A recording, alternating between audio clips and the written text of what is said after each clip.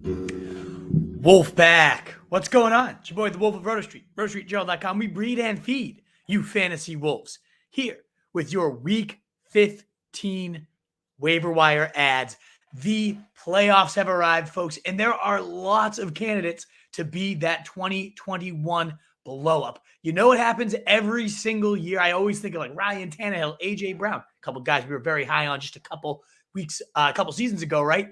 Every single year, there's somebody that is widely available that ends up going nuts down the stretch. Who is that going to be this year? Well, I have plenty of candidates I think could fit that bill. Plus, you got all that playoff game theory to talk about. How many defenses are too many defenses? Is it just pure handcuffs on the bench at this point?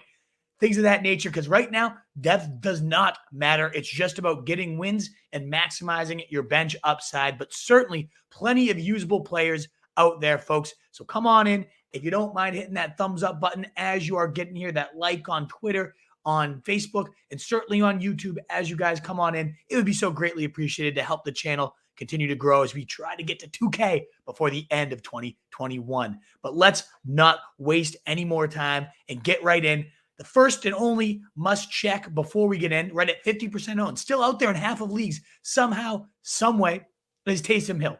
Whether you're blocking an opponent who might have lost Lamar Jackson, or whether you need that quarterback yourself, you'd have to make Taysom Hill your absolute priority. You'd spend every waiver wire dollar you have at this point. The matchups aren't quite as ripe as we've seen in these last 2 weeks, but Tampa Bay, they're going to need points. It certainly, impacts him that they'll be facing a great defensive line that is better against the run than the pass, and when his leg points are what makes him so valuable. But still, we saw the goal line score. We saw 44-yard rushing touchdown, 26 fantasy points when he had only 4.5. And that's just what he does. Close your eyes, put him in there, open him up at the end of the game, you got 20-plus fantasy points. That's just what happens with Taysom Hill. So if you need a quarterback, he has to be your priority. The only guy on my list, though, that I would have above him, and he's well more available, is Rashad Penny, 23% rostered right now. He is far and away my number one ad. If you have your waiver wire priority and you've been saving up the number one pick, go out and use it. Whether you need him or not, keep him away from your opponents, because this is my number one candidate to be that monster for your playoff stretches, Rashaad Penny. He already showed it with this last week, 137 yards and 2 touchdowns on 16 carries, looking just absolutely explosive. As we've seen from him in the past, whenever he holds up, we'll see these little bits and glimpses of what made him such a intriguing prospect. Should never have been a first-round pick, no doubt about it. But even still, he came in with some serious wheels, some serious juice, nice vision, and it was all on display here. Yes, it came against the Texans. No defense is giving up more rushing yards on the ground. Rushing yards on the ground, yeah. A little bit redundant there. But still, nobody has given up more yards on the ground than the Texans. So yes, I get it was a soft matchup, but even still, after the game, Pete Carroll saying Penny deserves a shot to show he can be our lead back. We'll still rotate to keep guys fresh, but yeah, we're going to give him a shot again to come right on back and see if he can keep going. And he just had 16 of the 25 touches, played on, I believe, 70% of the snaps. Looking here. Yep. So, nearly in every snap player. Sure, AP was out, and that didn't hurt. Travis Homer was out. That didn't hurt. But nobody has shown any type of juice in this backfield since Chris Carson went down. And I really think Rashaad Penny could be that hero. Never mind that in your championships, he will get the Lions. So the Rams on deck. A lot of questions. Are you worried about the Rams this week? Such a good run D, right? They're actually been right around 15 to 17, alternating in those spots.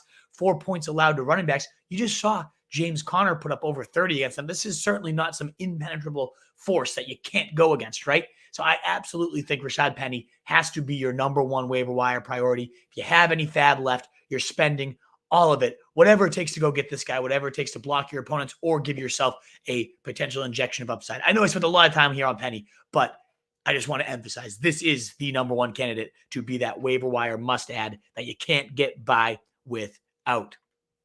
Now, moving forward, going to give you a string of some receivers.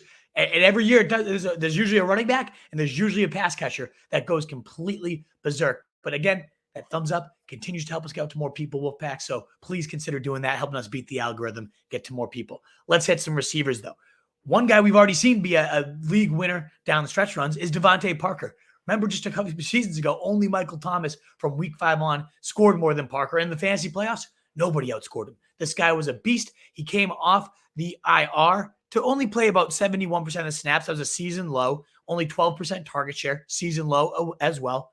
Yet he still put up 5 catches and over 60 yards, still put up double-digit fantasy points, something he's done in all but 2 games that he's played. He hasn't been below 9 fantasy points on the season, so a nice baked-in floor for a guy who's averaging over 65 yards per game, averaging over 8 targets per game, nearly a 24% target share. He's an every snap player when he is fully healthy. I think they were easing him in a little bit, yet he's making huge contested grabs, game-winning grabs along the sidelines down the stretch. I think he's going to walk right back into a 90 to 100% snaps coming up this week, facing a Jets team that ranks bottom in all PFF grades against wide receiver, against every position really, but especially against wide receivers, and especially as of late, averaging nearly 9 yards per reception to the position. I think Parker could have a field day. And then he goes into New Orleans, who's bottom 5 against wide receivers. Tennessee, who at one point was letting up the most points to receivers, still a top 10 matchup for Parker.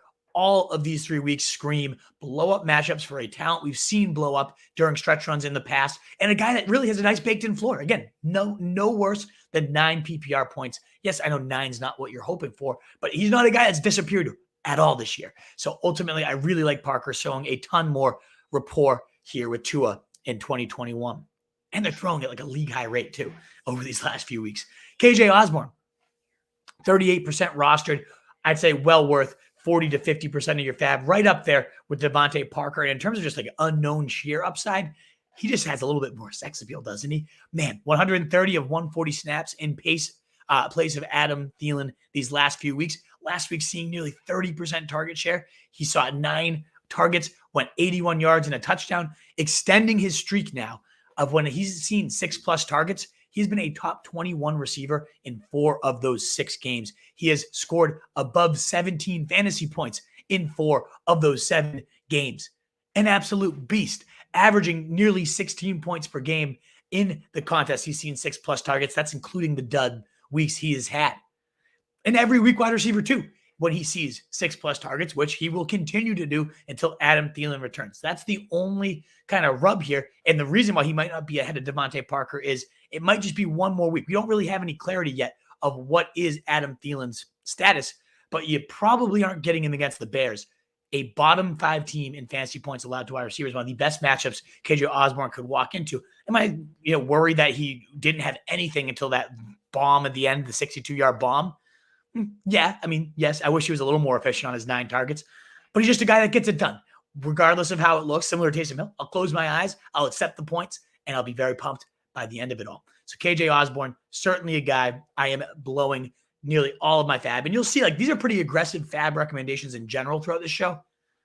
You have no reason to hold on to it, right? It can't come with you at the end of the season. It doesn't carry over to next year. Go spend it all. Go blow it all. Enjoy these waiver wire pickups. Another wide receiver who's far more available than either Parker or Osborne. Good chance he will be out there for you in your leagues. That's Gabriel Davis at 3% rostered right now. I think also worth about 30% or so of your FAAB.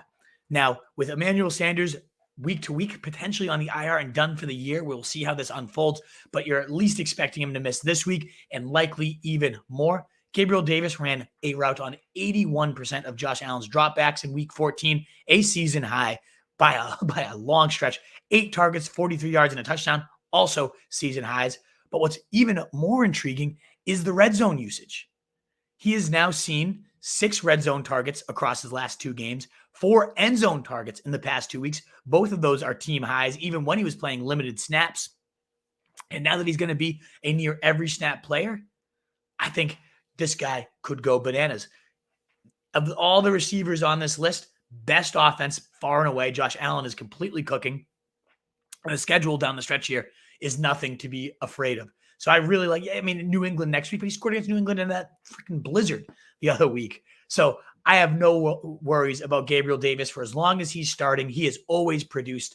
I'm just excited to see this guy get a real shot here down the stretch. Wouldn't be shocked to see this guy score a touchdown in all of the next 3 weeks. That's the type of player he is, the type of upside he has. And the The last in terms of my like blow up wide receiver candidates down the stretch run that are widely available, Kendrick Bourne, who entering that snow blizzard game was legitimately a top 12 fantasy performer since week 3 on. Granted, he dropped a little bit since that game was just a complete nightmare, and then he had to bye last week. But even still, we've seen this guy run for 81 yards on the year. He's thrown a touchdown pass. He is just making play after play, accumulated 18.6% target share in the 5 games before Windgate, as they so call it on the blurbs there in Roto World against the Bills. He's been the kind of that playmaking engine of this offense. We see Mac Jones loving him in the red zone, making great contested grabs, running after the catch. I mean, everything Bourne does has been such a boost to this offense. As a Pats fan, I have just been blown away what the kid has done. You got the Colts coming up this week, a pass funnel defense of the fullest. The Bills, a tougher matchup for sure, but we just saw Tom Brady carving them up with no Tre'Davious White, and he's not expected back anytime soon, so not nearly as daunting as that task might have been a few weeks ago. And he wraps up the season with the Jags. 3 matchups that are highly exploitable for a player that, again, was a top 12 receiver before that awful snow weather game. What else is there to say? 4 wide receivers there that I think could really blow up again in Devante Parker, KJ Osborne, Gabriel Davis, and Kendrick Bourne. My highest guys in terms of blow-up receivers. I got a few more down the stretch here that I don't feel quite as good about that we'll, of course, cover. But those are the 4 that I would be prioritizing, no doubt about it. A running back, though, that could easily go down as a season winner. We'll see how everything bends out for this Browns team, but Darren Johnson, 13% rostered. We know Kareem Hunt is going to be done for a while. We know COVID is running rampant through that locker room right now with 8+ players on the COVID list. They're having those emergency practices. Jarvis Landry, Austin Hooper, the line completely destroyed. Tough timing for these Browns, but ultimately, what if Chubb suddenly gets ruled out? We already know Hunt's not going to play, and he's been labeled week to week, so it might be a while till we see him. In his 2 games of extensive action, Darren Johnson saw 24 touches, 2 receptions, 168 yards, and a touchdown in 1 contest. That wasn't 2 contests. That was 1 game. And his next one, 26 touches, 7 receptions, and 157 yards from scrimmage. Over 150 in both of his times seeing 20-plus touches. He would be in line for that type of work against a Raiders team that has given up more points than anyone to the running back position across their last 3 games, that in general is bottom 5 on the season against the position. In either way, even if that's not going to be the case, even if Chubb plays, well, 1, he's going to be stepping into that kind of Kareem Hunt light role, but 2, no handcuffs have more upside than this guy down your stretch, at least guys that are widely available, right? Of course, your usual candidates, A.J. Dillon or Madison, if he's not on the COVID list, all are certainly more valuable. But Darren Johnson, in terms of widely available guys, I'd pay a quarter of what I have left on my FAAB, probably even more for the upside stash of him. I'm talking about another receiver who does have that stretch run upside potential. Not quite on the level of, again, Parker, Osborne, Davis, or Bourne for me, but really not far off.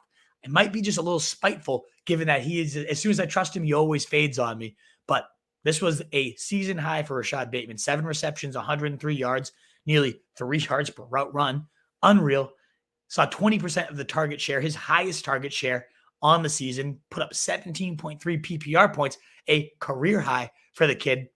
And just every time, this is what we say about him every single time, looks unbelievable doing it. He is so talented, gaining separation, catching the ball away from his body after the catch, just guaranteed to be a Pro Bowler for years and years to come, in my opinion, given what we were seeing flashes of as a rookie.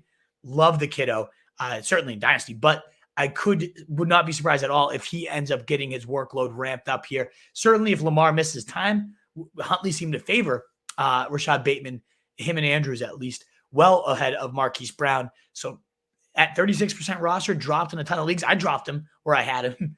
Maybe I was a little too hasty on that, but certainly worth a hefty bid to go get this guy just on talent alone.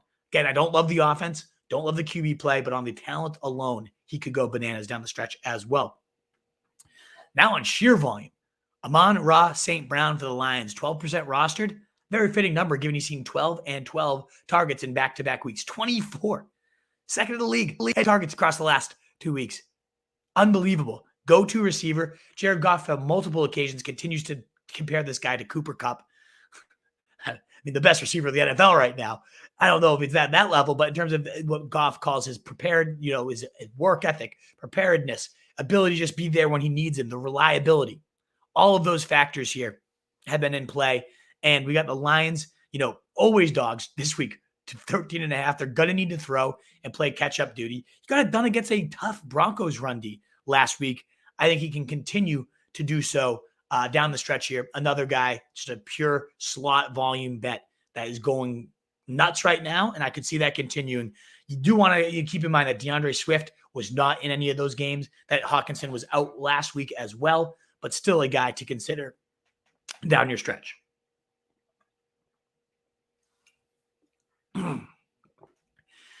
Moving forward, yet another wide receiver blow-up candidate for you, Donovan Peoples-Jones. Coming off a season-high 7 targets, 90 yards, 5 catches, 34-yard downfield grab. Sorry, got something stuck in my throat there. Oh, yeah, I'm good. But big game for DPJ. Week 15, coming against the Raiders team. I don't know why I'm like, I got to get this. I know, I'm fine. Whew. Sorry, Wolfpack. I had dinner right before this, and something's like coming up as I'm trying to talk here. Oh, I'm going to mute myself.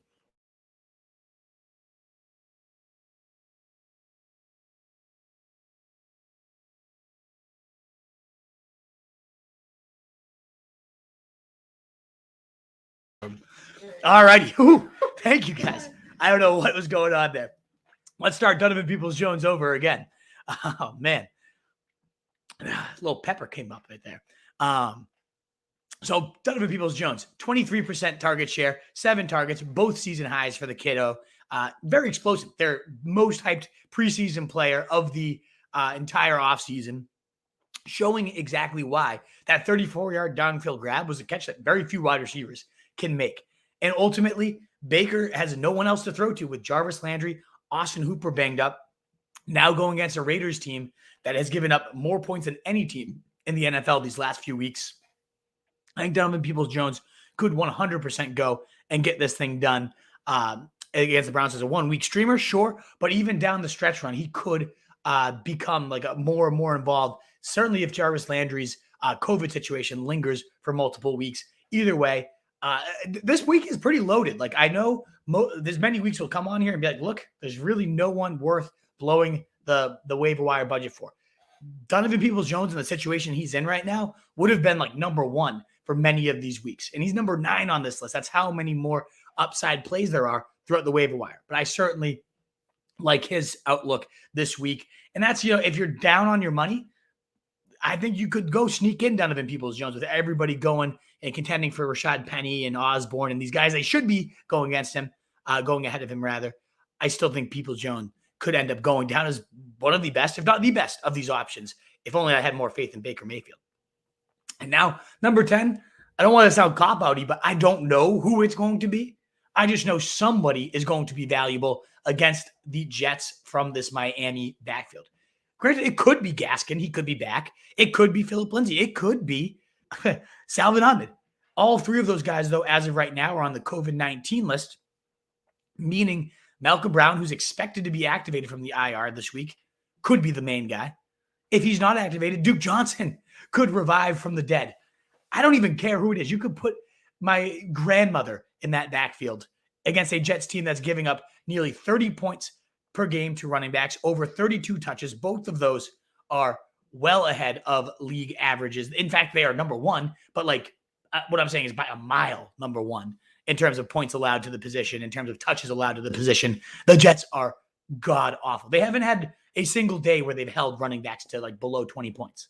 It's nuts. It is absolutely nuts. So if we gain clarity, then whoever that is going to be a top 20 running back play. Honestly, no matter who it is, whether it's Gaskin, whether it's Duke Johnson, they're going to be a monster stream. Very tricky to trust something like that in your playoffs, but if you're desperate for a flex, or at least you just want to avoid having some random a-hole put up 30 points against you, I could easily see a 1-week stream of just heroics from Duke Johnson or Malcolm Brown, whichever it ends up being. And it might not be either, but I'd certainly stash them for now if you have a kicker that you don't really need to hang on to, whatever it might be. Worth looking into this backfield for sure. A couple more. We talked about Dearness as like the ultimate handcuff, but got to toss a few more out there. Khalil Herbert, we talked about last week. We'll continue to talk about. Nothing happened to Montgomery. There's no additional news or any reason his stock has soared up, other than the fact that Montgomery is dealing with 3 separate injuries. He looked fine. He looked good. Like he didn't look limited at all. But even still, if one of those things gets aggravated to the point he has to sit for a team that has nothing left to play for, so there is a chance he does rest. They have a cakewalk. I believe the easiest beyond only the 49ers have an easier rushing workload over these next 3 weeks. You got Minnesota giving up nearly 130 yards per game on the ground. Now, Montgomery's going to be playing, is going to be active this week, so it's not like you're going to have Herbert for that. But after that, Seattle and New York Giants give up even more points. Seattle, the second most points, New York Giants, the 6th. So if something happens to Montgomery in any of these games, you're going to get a guy who, in the toughest of matchups against Tampa Bay, ran for 100 yards. Looks great every time he gets extended work. Definitely worth a back-end roster spot to see what happens. As is Samaje Perine. When you're targeting these handcuffs, right, like you want the ones that could be true 3-down horses. Whereas like the Chargers, Eckler's banged up right now, right? So maybe it should be Kelly or Justin Jackson on this list. But they're just going to form a hideous committee that you never know which one you can trust, right? Well, Khalil Herbert or Samaje Perine or Dearness Johnson, should the guy in front of them go down, will be every down horses. Samaje Perine actually is already out-targeting Joe Mixon these last 3 weeks. I don't know why. It actually pisses me off beyond all belief. Like, we know how talented Mixon is, but over these last 4 games, we've seen Perine see 11 targets compared to 7 for Mixon.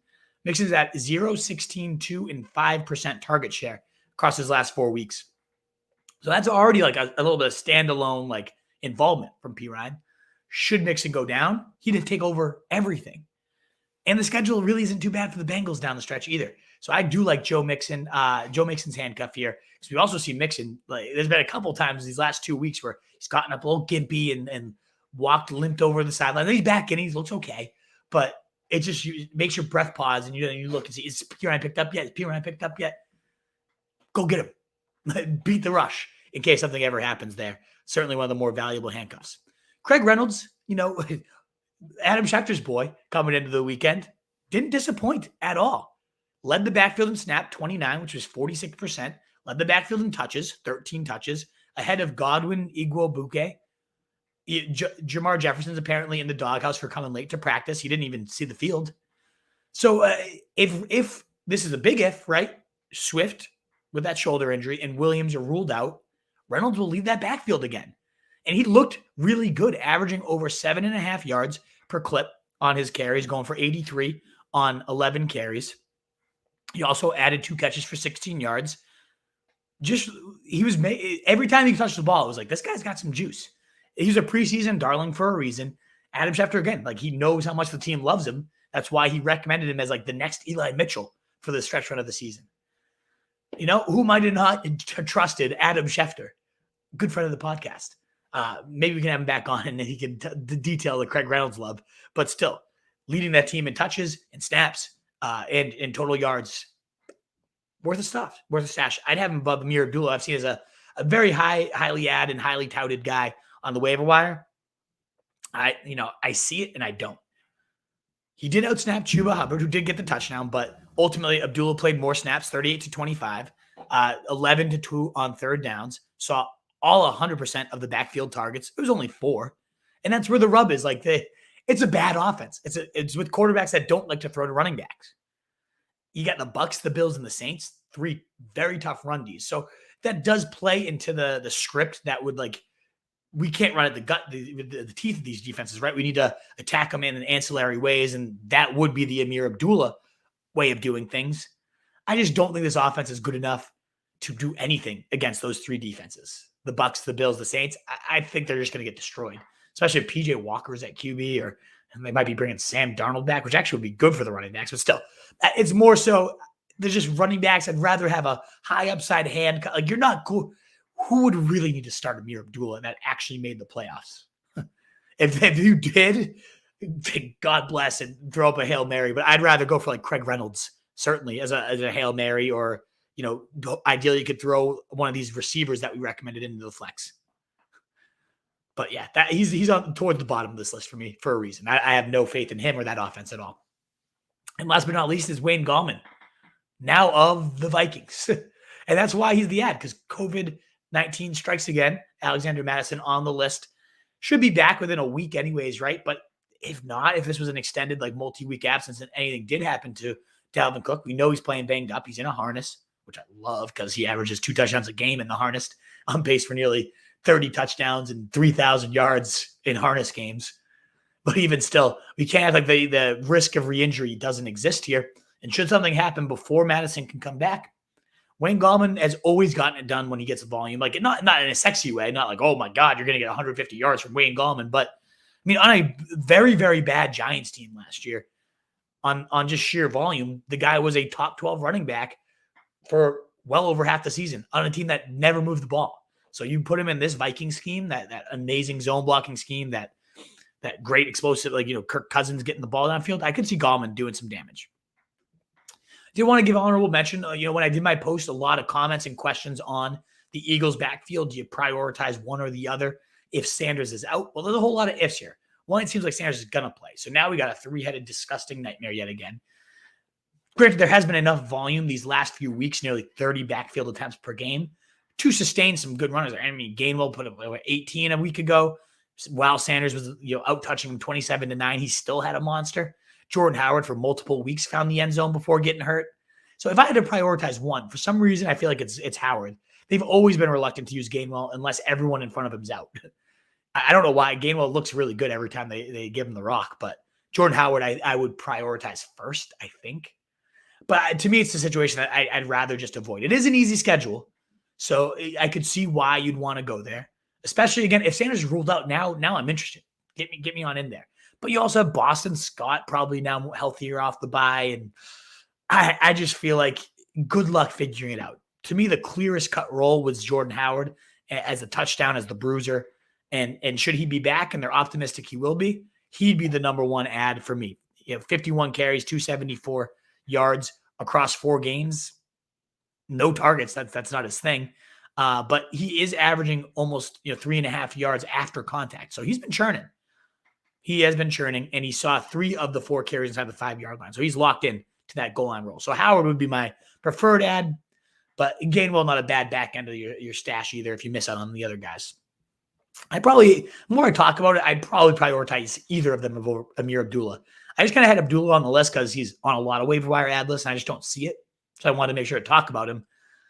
The more I talk about these guys, I'd rather have them than Abdullah on my team. And then, of course, this time of year, it's the time for handcuffs, as we've talked about, a lot of the upside guys, but it's also the time of year to be stashing defenses, whether that's to block an opponent from using someone against you, or that's saving it up because you have a bye and now you need to look at weeks 16 and 17. This is the time of year where it's okay to own 2, maybe even 3 defenses. I have 3 on my main league right now, where I have Miami going this week. Love it against the Jets. Then Buffalo Bills got dropped, and I'd recommend looking for them right now because they were facing Tampa Bay last week. They get PJ Walker this week. They get Atlanta in your fantasy championship, both games at home. Those could both be 17-point days for a defense that has been reeling, but it can get going at any time. And then you got the Chargers. So, as a week 15 play, they face the Chiefs this week. Ideally, you don't have to go against, you can stash them and have 2 defenses and not play them this week. But they get Houston and Davis Mills in week 15. If not them, the Eagles get Washington twice this week, and then the championship week, and then the Giants probably rolling out Mike Glennon. Taylor Heineke's apparently has a knee injury that's immobilized him a little bit, made them significantly less dangerous. You saw what the Cowboys just did to this team. The Cowboys are a significantly better defense than the Eagles, but the Eagles, again, 3 solid matchups here down your stretch. And certainly I've seen San Fran out there in a lot of leagues. They've got among the easiest playoff stretches as well, between getting Houston in your championship week. Very, very solid play. Tennessee in the middle, but they've been struggling on offense. So I could totally see San Fran also being a great ad as some waiver wire names. So prioritize. The number one priority is definitely Miami, though. I should have led off with that. They get the Jets this week. Nobody's giving up more points to offenses. Taysom Hill next week, certainly turnover prone. I know they put up decent points, but he'll turn that ball over with the mallet finger. No defense has more sacks since the week 9 bye and second in most interceptions. They've been killing it. They had 17 or more in 3 of their last 5 games and haven't had below 9. Like very, very solid defense. I would rank them, and just sheer like usability, probably right ahead of Kendrick Bourne, Darren Johnson, like on this waiver wire list is Miami. So go after them first if they're out there for you. Given that they had the bye, a lot of teams didn't look ahead and see the Jets and cut them. That would be their top ad. But look for, again, defenses, you never know who's going to be out there because of who they were facing. I got the Bills out there in a lot of leagues facing Tampa Bay. But number 1 stash, Miami, followed by, I like the Chargers getting next week, Houston and Denver the week after that, if you can survive. If you already have the bye, even better. But if you don't have to use them against the Chiefs this week, and then Philly as somebody, if you just want a defense for the rest of the year to set and forget, Washington twice, Giants another time, could be a nice stretch run there for your Eagles. Alrighty, folks, that's 30 minutes of waiver wire goodness for you. I hope you enjoyed it. Now we're going to get on to all of your questions in the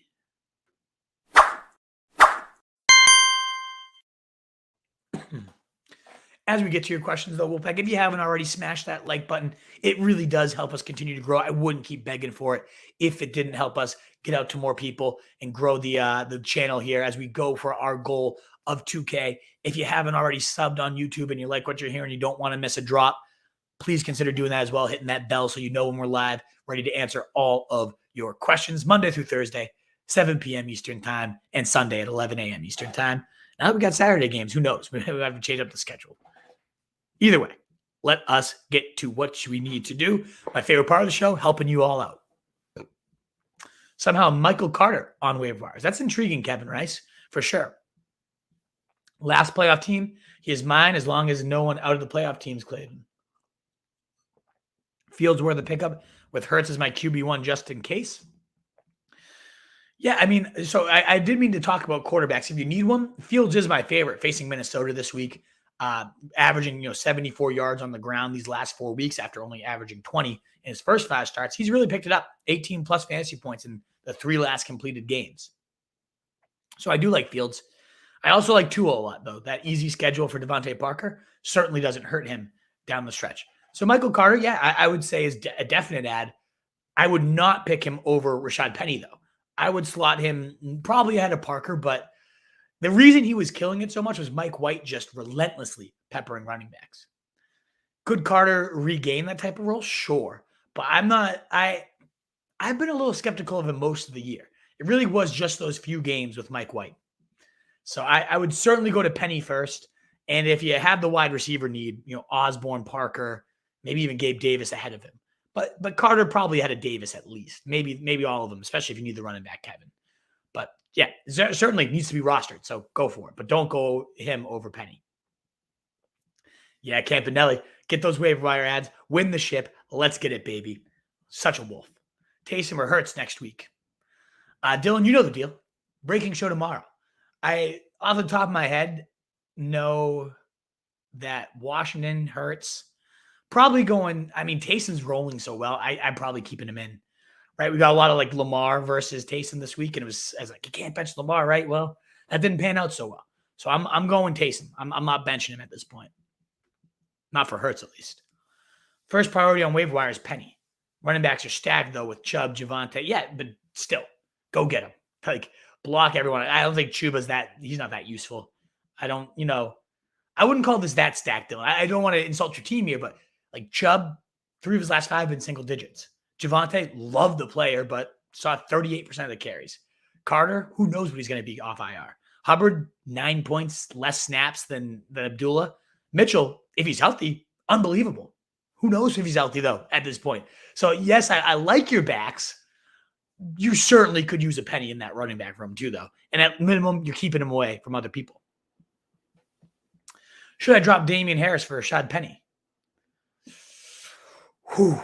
That's tough. Probably in a vacuum, yes. Is there anyone else you could drop, though? Does it have to be Damien Harris? Because that run game is so filthy. That line is really clicking since Trent Brown came back. I know Ramondre's season is here, too. But Harris is so talented as well. Such a hard runner. He's practicing pretty full at this point. So if that's the only guy you can drop to get Penny, yes, I would. But is there anyone else, Mark Yosko? I hope so. Ertz, Muth, Conklin, Standard League. I'm going Muth. I'm not sitting Muth really the rest of the year, especially in Standard League. He's a touchdown monster midnight. Thanks for the videos. Thanks for being here, New Life. Absolutely, you're welcome, but thanks for being here too. AJ Brown's supposed to return this week. Cody, I think it's next week, if I'm not mistaken. I might not be right on that, but I'm pretty sure it's next week and not this week. Smokey the Cat. Any interest in picking up? Yeah, I mean, of course. The guy's still the wide receiver 4 in fantasy points per game, believe it or not. Granted, you might not see him the rest of the year. He, as of right now, Arian said they're undecided on when he's healthy, what they're going to do with him. So, Arians too. Like he's somebody that would not hesitate to bench this guy. Even still, though, wide receiver 4 in his points per game. So, yes, absolutely, I'd want to have him at the back end of my roster, if nothing more, than to not face him. But if he's healthy and ready to go and out there, he's a top 20 play. So, yeah, absolutely. If your playoffs don't start for another couple weeks and that's going to kind of round out his ban and maybe he's back to full health at that point, yes. Yes, absolutely, Smokey. Abdullah, Wilson, Iguabuke, all droppable. Oh, yeah. All of them droppable. I mean, Abdullah, I guess, has a little bit more value than these guys, but yes, especially the last 2, but all 3 of them very droppable for pretty much anyone else I had on that list. Pick up Penny, Parker, St. Brown, and Sony on waiver. Oh, yeah. Great pickups. I mean, you're crushing the waiver wire right there, Smokey. All 4 of them. Unbelievable. Bourne or Bateman this week? I'm leaning Bourne. Colts pass funnel defense. This guy's been killing it. I liked what I saw from Bateman, no doubt about it, but last time I trusted him, he got me a goose egg. I'm not going to forget that. And that's the floor. It's very low. I think Bourne has a much better floor and very similar, if not higher ceiling. I know, Robert, right? Sorry for that choke fest. I don't know what happened to me. Something just – I was eating nachos and I think a little chip got caught in the throat somehow, like way after the fact. I don't know. But I'm back. I'm alive. No 911 needed. My man, May Wolf, what's going on? Omar. Looking like I'm in the playoffs in 7 of 10 leagues, mostly thanks to your advice. Hell yeah, brother. That's 70%. It's batting at a very good clip. I love to hear it. Make sure to leave that tip jar. No doubt about it, Omar. And I know you found me on Twitter as well. I have my that little cash sign or whatever for my Venmo. That's up there. Certainly never, expected, but definitely always appreciated, my man. So let's see how you do. Let's finish out the season, get you the title. And we'll certainly, appreciate any and all support you can offer. You've been supporting us throughout the super chats all this time, though, man. You've always been a legendary supporter of the site. And we're gonna drop some real hot merch before the season ends, Omar. We're on the final stages. I ordered the samples, so that's another way. Rather than just tossing tips, get some gear too, or do that instead, right? Go rep the brand out around. Was it Cleveland you're from? I forget. I think it is somewhere in Ohio there. But yes. Cheers, Omar. I really appreciate you wanting to support the site, always being here. You're the man. You're a legend. Get those likes up. Thank you, Kevin. Indeed. Thumbs up, folks. Continue to beg and be a little slut for your likes, but I need it. I need those likes because it gets us out to more people. It helps us grow the pack. And that's our goal. 2K subs by the end of the year. We're only about 50 away. Come on. I'm nervous we're not going to get their pack, but I know you guys can help come through strong. Send us out to your league mates that aren't in the playoffs anymore. Come on, help us grow, Wolfpack. Help us grow. Playoffs start this week in one league, but they start next week in 2 of my leagues. Interesting, Jeremiah. I think most people start this week, but 10-teamers, I see that a lot. If that's what you're in, only 4 teams make it, that's often the case. Hoping Scary Terry's healthy by next week. We'll see. But, man, even if he is, can you start him? It's been sketchy. Very sketchy. Don't forget Mac is a handcuff to JT. Yeah. But JT is just like that bulldozer that you would have said the same about Derrick Henry, I guess. But he hasn't missed a game, I don't think, since ever. I think he mentioned at college, pros, high school. He's just built different. But, is he really though? Is Hines going to get some work? I think to me it'd be just kind of a nasty situation, Daniel. And that's why I had some of those other handcuffs ahead of him, because I don't think Mac would step right into an every down role. He'd see the majority of the carries, probably at 12 to 15, would be worthwhile, but it's not quite on the level of a Herbert, of a Pirine, in my opinion, and certainly of a Dearness. Claims for St. Brown, number 1, and Gabe Davis, too. I go Gabe Davis ahead of both of those guys. I mean, ahead of St. Brown myself. Lazard's not horrible either, though. Yeah, right. The COVID, with OBJ, that could be a season crusher if you guys get destroyed. Cup gets taken out these next week or two. Whew, that could be ugly. But I go Davis first. I do. I really think he's got some huge upside down the stretch. But either one, definitely worthwhile pickups for sure. I think Lazard's not a bad name to toss out. Scoring, he looked like he was the number 2 clearly this week, but then it was, MVS looking like the clear number 2 with 19 targets the 2 weeks before that. I think beyond Devonta Adams, it's always going to be a little bit of a toss-up between those guys. Midnight, 201. Would you start 2 running backs from the same game thinking Eckler? Yeah, absolutely. There's nothing wrong with that. In DFS, it's a little trickier because it's like you're not playing the narrative technically. But both those guys can get involved in the passing game. CH is coming off a season-high target share. And honestly, would have been even higher had they needed him down the stretch. So, yeah, absolutely. You can play both those guys midnight. And both of them are in, CEH is the Chargers are bottom 5 against the run. He's coming off a 2-touchdown day. And you never bench Eckler. So, yes, absolutely. I think both those guys are startable midnight. What up, Ward Willis? Start Taysom or Hurts? We've gotten that one a couple times. I'm having a hard time going away from Taysom right now. Tampa Bay's a tough matchup. Washington's a bit easier, but they've been kind of stiffening up a bit on defense. I think I'm leaning Taysom. I really am. Gage or Van Jefferson? I kind of like Van right now, especially with no OBJ. The clear number 2. I like that one, BJ Lofton. William G. Peoples-Jones were the pickup with Landry out? Yeah, absolutely. I think he was number 10 on my list, number 9 or 10. Coming off a 5-catch, 90-yard day, 7 targets, all season highs. Absolutely. But I would go Parker over him. So if that's the question, which one would I rather? It's Parker. Much more faith in him. More consistency. Just a great matchup as well. So I'm more in him. Does Antonio Brown go off in weeks 16 through 18? He sure could. Like we talked about earlier, Gary W., the wide receiver 4 in points per game. He's been going off all year. But there's a lot of questions on, is Arians going to put him in? If he is he fully healthy? Has he now been set, have the other 2 guys, Evans and Godwin, separated that much? I have a feeling if he's back, like Brady's going to go right back to him and exploit those matchups. But I'm there. When are you doing the show in person? 2.5 hours. Ward, that'd be a legendary move. It's going to be the day after Christmas. So I know that's a tall ask. But I also figured a lot of people have like that next week off potentially, or a lot of people have like their family time's kind of wrapped up the day after, and they might need another way to continue the cheers and drinking going. So Ward, that'd be a legendary move. It's Old Planners Brewing in Beverly, Massachusetts, is where I'm from. It's my hometown. Whereabouts in Connecticut are you from? I'm going to be there this weekend. Let me know, Ward. That'd be a legendary play from the Wolfpack. Get some of you guys there live. Ward Willis, Ayuk, DJ Moore, Van Jefferson, pick one full PPR. Man, this is getting tough now that OBJ might be out. I'm kind of liking Van. Now, the deal, Ward, as I was saying earlier, Wednesdays, I do my rankings after I do my live show on Waiver Wire. So tonight, I'll make my rankings and I present them tomorrow. So I don't even know all the matchups off the top of my head right now. DJ Moore has been rolling, so I'm leaning him just like gut-wise. But I don't know who everyone's facing. I don't know who his quarterback is going to be. They're facing Buffalo, actually, now that I think of that one. That's tough. So I feel like Van. But I'll know more after I do the rankings tonight. I don't want to cop out and force you to come back tomorrow. You know where to find the rankings. You're here anyways. I'll see you tomorrow, Ward.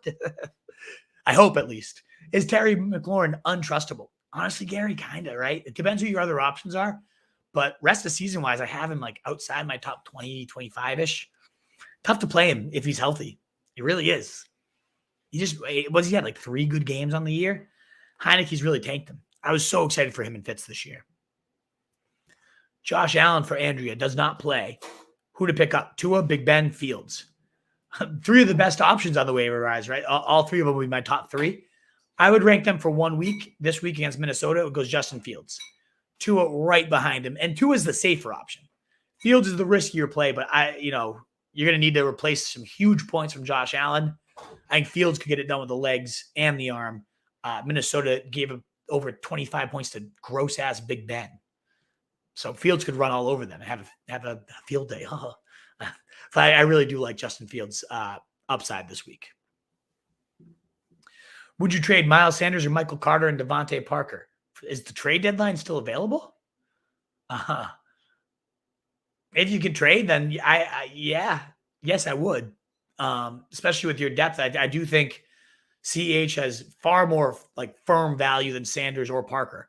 So yes, or Carter. I would probably, if you can pull it off with Carter and Parker, as good as Parker had those 3 games, again, I'm not a huge fan of him going down. So yeah.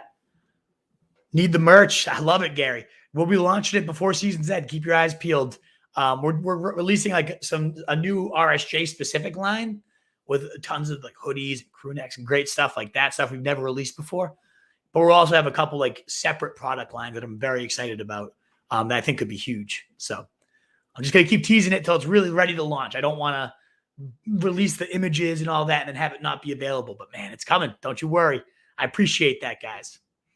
Any news on AJ Brown? Nothing new I've seen, but I think the earliest he can come off could be this week. I'll dig into that a little bit more for tomorrow's show, Ward.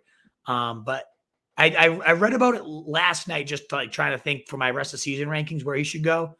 And I think what I was gaining from it was they don't expect him back until at least next week, but I could be talking completely out of my asshole. So I will definitely check in on that for you, Ward. Mohammed. Good to see you, man. Thinking to pick up Tua to start over Taysom. No, not over Taysom. Yeah, I'm rolling Taysom. I can't go over that. No, I'm going Taysom, baby. The way he's been, too hot. Tua over Lamar this week. Lamar's been bad, and I lost my bye because he went down, and I lost my matchup. Oof. Yeah, send the message, Omar. It makes sense. And Lamar would be really hard to trust with that ankle injury. It could sap him like his most explosive trait, the leg points. So I could totally see that move. I'll probably have him ranked ahead of Lamar this week. No doubt about it. And it sends sends the locker room a message. Well, we got 30 here, only 10 likes on Facebook. I don't know what we're at on YouTube, but come on, get us going, guys. Get this boosted up for us, Wolfpack. Help us get out to more people. And another way to support the site is our legend here, Ward Willis, tossing us a super chat. Thank you so much. You've done that time and time again, coming to the show and tossing us your money, man. It's so appreciated. Just the fact that you guys want to spend your time with me is humbling enough. But to support the site like this, thank you, brother. Happy to answer all your questions all the time. So cheers, man. Thank you so much. Really appreciate it. Toronto, you'd come to the show, Will? Oh, I'd love to have you. Next time I'm in Canada, maybe we've talked about doing, once we're big enough and would have the support of different states and different countries to know we could sell out shows. We'll go on tour at some point. I know it. We've planned out a whole route. We're also humble enough to know that that's not where we're at yet, but there will come a day where we can go to different cities and we will make sure Toronto gets on that list. We'll do a crazy trip across the country. Would love that, man. Milford. Oh, dude, I've been right around that area, Milford, Connecticut. My girlfriend's from Madison, and that's where I'll be this weekend. New Haven Pizza, the best pizza in the world. So yeah, New Haven and Bridgeport. Oh yeah, I know exactly where that is. What's your favorite spot, Ward, for pizza? We do a pizza crawl every time we go there. I'll probably be doing one this weekend. My favorite's Modern, personally. I love Modern. I think Pepe's is great, but give me Modern all day. That's wild. Small world indeed. Sony Michelle and Daryl Henderson, if both are healthy. Well, it's looking like Daryl's on the COVID list now too. Everything's just going for Daryl right now, Bruiser Brody. So I'm going Sony. They really like what he's bringing to the table. McVay's just been gushing about him these last few weeks. To me, it's kind of like, I saw this comparison. I think it was Josh Larkey, one of my favorite Twitter follows, that drew this comparison. He was saying Sony, it's kind of like last year's Fournette, right? Like, didn't get his chance till late in the season, but once he did, it was very clear he was the best play in that backfield. And then he just went nuts down the playoffs and found his kind of role. Seems like that's going to happen with Sony right here. So I'm big into it. Big into it indeed. Cody Hoxie. Van Ertz made it 4 for 4 to get my teams in the playoffs. Hell yeah, man. Big night, that big bomb touchdown. You must have been going crazy for that. Even got my wife's team in the playoffs. There you go. There you go. Great season so far, Cody. Let's take down those titles now. Midnight needs 2 flex. Devonta versus Washington. I appreciate that you put in the matchups here because, like I say, I do my rankings after I do my Waiver Wire show, so I'll know matchups and all that. Tomorrow at 7 p.m. Eastern time, we'll be live with all those picks and go through, as you guys, all you guys here regularly know, position by position, go through the rankings and answer your questions tomorrow with a better sense of these. But you include the matchups, so it makes this even better for me. So thank you, Midnight. And as you guys, again, to wrap up these questions, that thumbs up button continues to help us grow. We so appreciate it. So thanks again, Wolfpack. Need 2 flex. Devonta Smith versus Washington. J-Rob versus Texans. Osborne, Ertz, Gaskin versus Jets if he plays standard. I like Osborne, honestly, as we raved about at the top of the show. Love that guy. If Gaskin plays against the Jets, it's got to be him. You can't bench somebody against the Jets, depending on who else is healthy and cleared too. I really don't hate the J-Rob bounce back narrative, though. If you're ever going to rebound, it's against the Texans, right? So I'm going Osborne and Gaskin as of right now. But, of course, we're going to need more information, right? Midnight. So we'll play that one by ear. With Lamar questionable, do I go after Jimmy G, Fields, or Cousins? I like Cousins the most on that list. He's been cooking. I know last week he had only like 16 or so, but brings a ton of upside each and every week. We just saw what Rodgers did to the Bears. So Cousins is the safest. Fields would be my next man up, though. Gage or Julio for Cody. I like Gage more. Target hog these last few weeks. Taysom Hill or Fields? Taysom Hill for me, William G. Goddard, DJ Moore, Amon-Ra St. Brown. I like DJ Moore from that list as of right now. Can't wait for the swag. It's coming, baby. I appreciate it. I'm glad we got so many buyers ready to go. And when that launches, the reviews will build up that social credibility, all that good stuff. Be so appreciated. I can't wait to get this going for you guys. What up, Denny? Great to see you coming in here late. Never miss a show, though. That's what I love about you. Any hoodies? Oh, yeah. We'll definitely have hoodies. We'll have crew necks, maybe even some beanies. We're exploring what we're doing midnight is print on demand. So we don't have to order a ton of bulk up front, and we can kind of experiment. So what do people want? Let me know. Tanks. I know somebody, it was Gary, was saying, Miami, we'll get some tanks up there for you guys. But we're going to go beyond just apparel, too. We're going to be getting some, door mats and mugs. I don't know. We're going to go crazy with the merch with this print-on-demand stuff. So we will see. What's up, Wolf? Connor killed it. Oh, yeah, he is a monster. But, Mitch, I'm not going to lie. I'm facing him this week. He gets Detroit. So I'm never wishing injury upon someone. But if that MRI comes back and he's just going to miss a week, needs a little bit of rest, I'll be okay with that. So the good news is now I have a silver lining. If he is in, I have to face him. At least you have him too when he destroys me later this week. But yeah, he's a monster, leading the team in receiving. Like him or Fournette, one of the best picks you could have made in that round 10 range. Thanks again, Ward. So appreciate you supporting the site like that.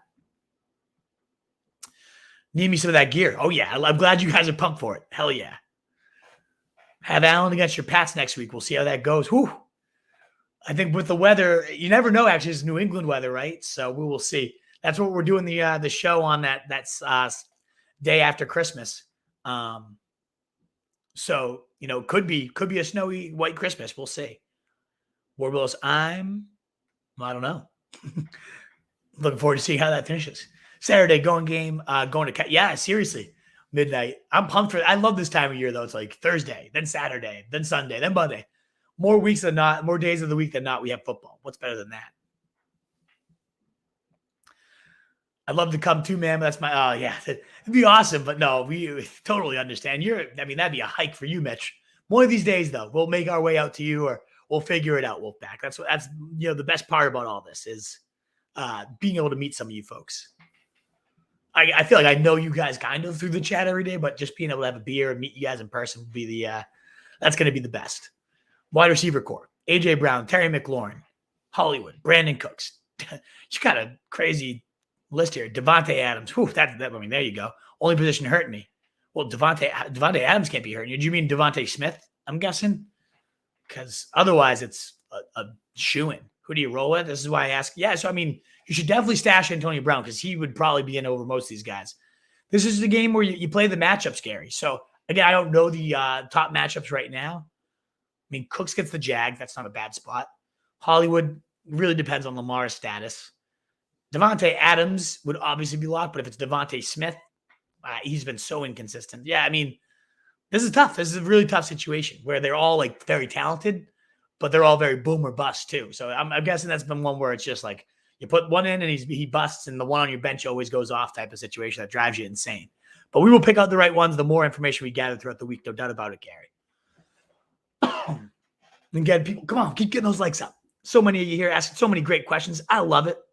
But keep bumping those numbers up for us. Come on now. Help us out.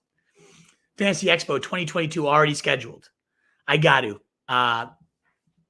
would love to just meet so many of the people in the industry too. It seems like such a great event. It just didn't time out well. Last summer, Omar, I had wedding after bachelor party. I think this year I had like 6 weddings and 4 bad. It was crazy. It was an awesome year, but it just, this summer didn't work. But I would love to, I got to go check that schedule, kind of book all that already just to lock it in. Rashad Penny versus the Rams or Donta Foreman versus Steelers, bruiser. I kind of like Penny. I have a hard time benching him at this point. Steelers are getting destroyed on the ground these last few weeks too, though. So, but Penny's just so sexy right after that game.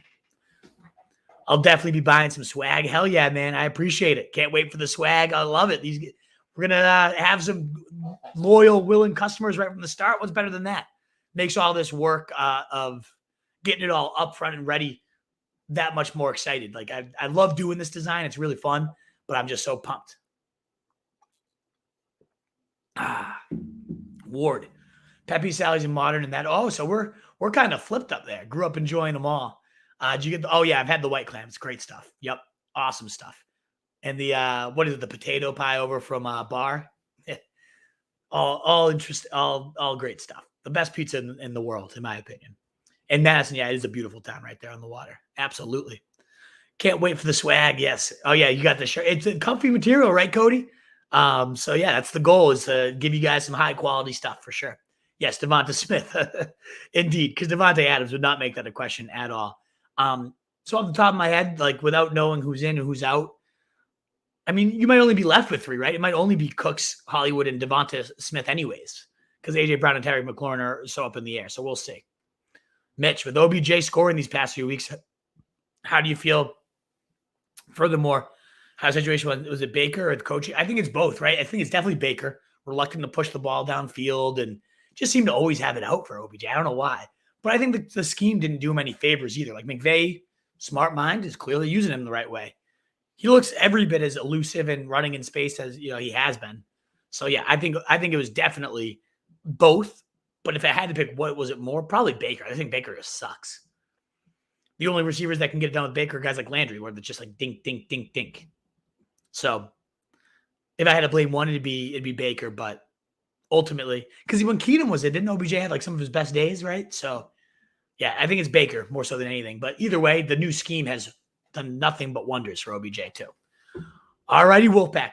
Awesome show. So great seeing all you guys, all you regulars. So awesome to see that so many of you are in your playoffs. Makes me just fucking so pumped. So I love that. Gary, great question too. I'd love to answer this one. What was the best trade you made this year? So week 4 or 5-ish, I wasn't in good shape. I was about 2 and 3. So it was week 5, I think, right? Must win type of situation where my team was a couple straight losses, was facing at the time the number 1 seed. And even still, there was I was in like 8th place, 9th place. The last place team had Dalvin Cook, who was hurt and wasn't going to play. I had Madison facing Detroit. And it was a blow-up spot. And the last place team was like, look, I need to win, or I know my season's cooked. Would you do Madison and Chris Carson for Dalvin Cook? And even though I needed the win, you can't not do that, right? Like, it just, cross your fingers and hope with a longer season. I was texting you about this one, Mitch. I'm sure you remember, right? And you helped me push me over the edge. It was like, I need to win. I don't know if I can get up Madison, but it was like, long term, that is a runaway deal. I have to do it. Did it. Still won that week. And then I had Dalvin Cook come back a week early and just smash. And my team has been unstoppable since. I have Adams, Cook, and Kelsey as my core. Mike Evans is part of that. Like Dawson Knox is rolling in my flex these days. Javonte Williams is starting to spike. So that's my most important league. I have the Adams-Rodgers connection, and those guys are really cooking right now. My main league, I'm thinking that team's going to kill it. But yeah, Madison and Carson for Cook is going to go down as one of the best trades I've ever done. Never mind just this year. Love that trade. What about you? Do you have a trade, Gary, that you really cleaned up on? Yeah, that one, it did work out. Remember, we were talking about that one. That's why I love you guys too. I like to help you guys out, but man, the pack also, the strength of the wolf is the pack, right? The strength of the pack is the wolf, and the strength of the wolf is the pack. Reciprocating love, baby. That's why I love you guys. But yeah, it was a nice trade indeed. And it just really catapulted my team to like a true contender. I'm really pumped about where my squad's at heading into this playoff, baby. Whew, high score this last week. I just hope I didn't blow the load too early. We will see. But Wolfpack, that will wrap us up here. On your way out, if you haven't already, hit that like button. And if you aren't subbed for whatever reason, please consider doing so. Push us over the edge. Get us to 2K. We would love to. Keep your eyes peeled. When that merch is ready, we will be launching it, getting it up there so you guys can get it to rock this offseason and crush it all fucking heading into next year. We have some great lines coming out here. So I'm so excited for you guys to see what's going on in this weird, crazy brain. RoseryJournal.com is where you can find all our content. Be doing my rankings tonight, putting them up, and then we'll be doing the show tomorrow at 7 p.m. And of course, Me and the Truth going live on Thursday for a great game. Kansas City versus the Chargers. Cannot wait for that as well. So we'll have a blast this week for your fantasy playoffs. Isn't it just like you guys feel it in the air? Oh, best time of the year. So pumped about it. Mari Cooper, Mike Evans for Mark Andrews. Andrews, oh yeah, he's a beast. Like that's a pretty hefty price, and still you ended up panning out. I would probably never told you to do it. I like it. Good luck, boys and girls, in playoffs. Hell yeah, Gary. Go Chiefs. F off. That's the one thing I could never support about you, Mitch. I love everything about you except those Chiefs. I have a feeling it's going to come down to the Chiefs and Pats in the AFC Championship, don't you? I digress. Wolfpack, thank you again so much for being here, dealing with me choking on air. I appreciate it. RoseryJournal.com. We breed feed fantasy wolves, all our rankings, all that good stuff. Go check out the site. Check me out at Roto Street Wolf. And we'll see you live tomorrow, 7 p.m. Eastern time, Monday through Thursday. Can't wait. Later, Wolfpack and Wolf Fantasy Sheep. Be that wolf, baby. Later.